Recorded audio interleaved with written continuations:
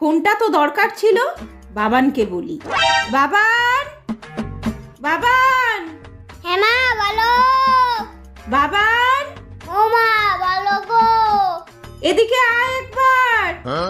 যাই তো দেখি কি বলছে। হ্যাঁ মা বলো গো। ছেলেটা একটুও আওয়াজ দেয় না। কি মা বলো।